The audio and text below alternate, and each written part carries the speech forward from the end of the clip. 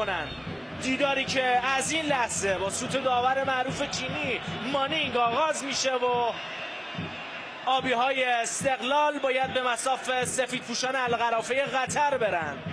جا داره که من هم فرارسیدن هفته وحدت رو خدمت همه شما مردم عزیز ایران تبریک و تهنیت عرض کنم. برای استقلال ایران سید حسین حسینی کاپیتان درون دروازه است. رافائل سیلوا سامان استقلالی‌ها از سمت راست شروع کردن. فرصت است برای ارسال درون محوطه. موقعیت هست اونجا و توپی که دور کرد رامین رضاییان سمت راست. ارسال موقعیت هست نزدیک به گل به خودی. گل برای استقلال.